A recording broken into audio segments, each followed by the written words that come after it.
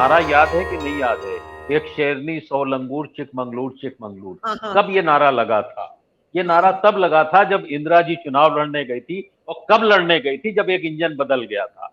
तो डबल हाँ। इंजन में तो ये इसलिए मुझे वो नारा भी याद आ गया। मैं अणुशक्ति सिंह के पास जाऊंगा। मणिपुर पे आपने देखा, आपने काफी कुछ लिखा भी है उस पे। जी मणिपुर की जो घटना है क्या बताती है? देखिए, मणिपुर की घटना में मुझे तो ये लगता है कि इंजन, आप अगर डबल इंजन के कॉन्टेक्स्ट में पूछना चाहते हैं तो मोदी जी की सरकार जुमलों की सरकार है।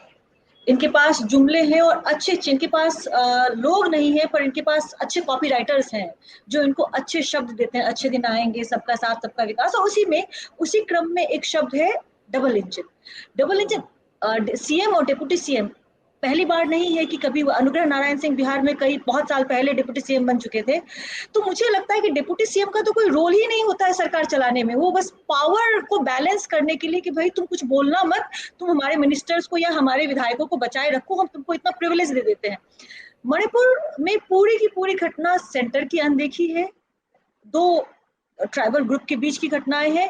और ट्राइबल ग्रुप मैं उसमें ये कहूंगी कि जो चूंकि मतलब जो वहाँ का जो पूरा आधिपत्य है, जो सरकार है, जो वहाँ का जो मणिपुर की सरकार है, that was under control of Modi ji. Modi ji was not intervening. वहाँ पे मोदी जी का डबल इंजन चल रहा था। वहाँ पे डबल इंजन में मैं वहाँ पे सीएम और डिप्टी सीएम को नहीं मानूंगी, यहाँ पे मानूंगी पीएम एंड सीएम का डबल इंजन चल रहा था, where nobody was interested in controlling what was happening। वो मणिपुर को जलने देना चाह रहे हैं। आप देखिए ना, वो तो अब लगातार सोशल मीडिया पे भी लगातार चल रहा है। ये एक श्रृंखला है। उन्होंने कर्नाटक जलाया, कर्नाटक में जलने का उनको फायदा नहीं मिल पाया, तो वो कोशिश कर रहे हैं कि अलग तरीके की लड़ाइयां लगाएं। अब वो इस तरह से जला रहे हैं कि औरतों पे हमले हो रहे हैं। आप वहां पे इसके बाद अभी जब हरियाणा वाला रिसेंट हुआ है, तो वो तो एक क्रम है ना। वो क्रम में स्टेट्स को जला रहे हैं ताकि स्टेट्स को जले उनके, और स्टेट्स जलेंगे तो उनको फायदा होगा। वो उसको प्रेजेंट करेंगे। They are very expert in presenting things in their own favour. वो चीजों को इस तरह से प्लेस करते हैं, इस तरह से दिखाते हैं जैसे उनकी कोई गलती ही नहीं थी।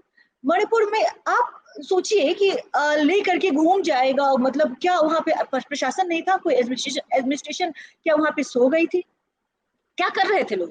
कैसे कोई बड़े बड़े बाजार में ले करके स्त्रियों को चल जाए और उसके साथ इस तरह की बदतमीजी करेगा? दिल्ली में चल करके दिखा दे, पुलिस हर जगह पे डंडे लेकर के चलती है। कैसे कोई स्टेट जलता हुआ रह जाएगा? मैंने बहुत पहले, अराउंड 10 साल पहले, मणिपुर के बारे में पढ़ा था, अबॉर्डिंग कोल्ड्रोन। मणिपुर ऑलरेडी बहुत सेंसिटिव इलाका है हमारे देश का, जिसमें और एक चीज देखिए कि वहां के लोग उनको आतंकवादी नहीं कहा जाता, उनको सिर्फ उग्रवादी का दर्जा दिया गया है, क्योंकि सरकार भी लगातार यह पहचान रही है कि वो लोग इस देश के लोग हैं जो अपने ही अधिकारों की बात कर रहे हैं।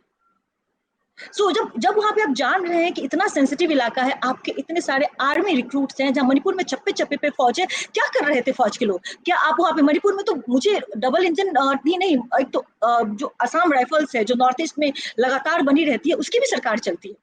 और आप जानते हैं लगातार उस आर्मी के खिलाफ भी मणिपुर की महिलाओं ने लगातार प्रदर्शन किए हैं, उनके शोषण के खिलाफ। जब मणिपुर में इतने लेवल की सरकार है तो कैसे ये घटना हो गई? इट मींस कि there was somebody involve into it, catalysing it and fuelling of the fire. और यही चीज आपका यही हरियाणा में अभी हुआ है। आप क्यों उस इलाके में प्रोफेशनल लेकर के जाएंगे जो मुस्लिम बहुल इलाका है? क्या आप अपने घर में उनको आने देंगे? अपने मंदिरों में घुसने देंगे उनको? So this is all about catalysing the power, setting the states on fire, और कुछ नहीं है। ये एक फसाड क्रिएट कर रहे हैं कि ऐसा हो गया, वैसा हो गया। कभी इनके कंट्रोल में चीजें आ जाती हैं, कभी इनके कंट्रोल से बाहर हो जाती है। और डिजिटल मीडिया में आप ये देखिए, रीच कॉम्प्रोमाइज हो गया। हम लोग जो बात कर रहे हैं उनको बोलने नहीं दिया जा रहा है। आप मणिपुर लिख दीजिए, बात 2 लोगों तक बात नहीं पहुंचेगी। नूह लिख दीजिए, 4 लोग नहीं पढ़ पाएंगे। गुरुग्राम सेक्टर 57 लिख दीजिए, 2 पूरे पोस्ट की रीच, जो मेरी रीच माना जाता है कि बहुत अच्छी है, वो 2 लोग पढ़ पाते हैं।